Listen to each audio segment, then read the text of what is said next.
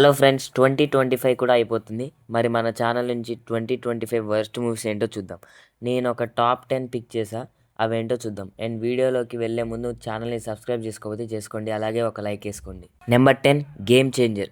శంకర్ గారి సినిమా వస్తుందంటేనే మనం ఒక హై ఎక్స్పెక్టేషన్స్ పెట్టుకుంటాం. అలాంటిది మన చెర్రీతో సినిమా అనగానే నేనైతే ఒక లెవెల్ ఎక్స్పెక్టేషన్ పెట్టుకున్నా. థియేటర్కి వెళ్ళగానే ఫస్ట్ హాఫ్ నా వల్ల కాలేదు. ఏంద్రా ఈ ల్యాగ్ అనిపించింది.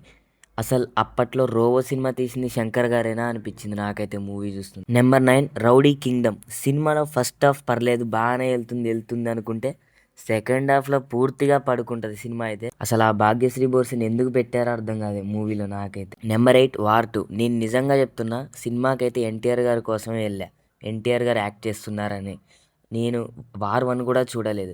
ఎన్టీఆర్ గారు యాక్టింగ్ చేస్తున్నారనగానే వార్ 1 చూసా, బాగుంది. కానీ వార్ 2లో ఎన్టీఆర్ని విలన్ రోల్లో పెట్టి టెర్రరిస్ట్ని చేసి లాస్ట్లో ఎన్టీఆర్ని చంపకుండా కాపాడి ఇండియా ఫస్ట్ అని సావదబ్బి లాస్ట్లో ఫ్రెండ్షిప్ కోసం ఇండియానే వెనక పెట్టాడు మన రుతిక్ రోషన్. మూవీలో ఎన్టీఆర్ యాక్టింగ్ కూడా పెద్దగా బాగాలేదు. నెంబర్ 7 లోకీ మామ కూలీ సినిమా.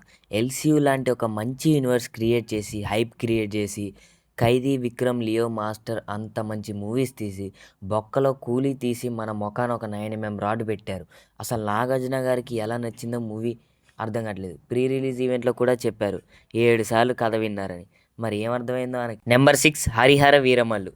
ఫస్ట్ హాఫ్ బాగుంది, ఇక సెకండ్ హాఫ్లో ల్యాగ్ సీన్స్ ఉంటాయి. అసలు క్లైమాక్స్లో మాత్రం మూవీలో సీజీ ఉందో అర్థం కాదు, లేదా సీజీలో మూవీ ఉందో అర్థం కాదు, అంత ఘోరంగా ఉంది విఎఫ్ఎక్స్ అయితే. నెంబర్ 5 కమల్ హాసన్ గారి థగ్ లైఫ్. దాదాపు 38 సంవత్సరాల తర్వాత మణిరత్నం గారు అండ్ కమల్ హాసన్ గారు కలిసి తీశారు మూవీ అయితే. చూడగానే ఎప్పుడెప్పుడు అయిపోద్దిరా అనిపించింది థియేటర్లో. అసలు ఆ త్రిష, కమల్ హాసన్ గారి సీన్స్ వస్తే థియేటర్లో అదో పెద్ద తలకాయ నొప్పే, అంత ఘోరంగా ఉన్నాయి. నెంబర్ 4 మాస్ మహారాజా మాస్ జాతర సినిమా. మిస్టర్ బచ్చన్ ఒక పెద్ద రాడ్ మూవీ.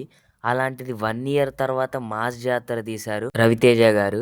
మళ్ళీ సేమ్ టెంప్లెట్ వాడి పెద్ద కళాఖండమైంది మూవీ. నెంబర్ 3 జటాధార.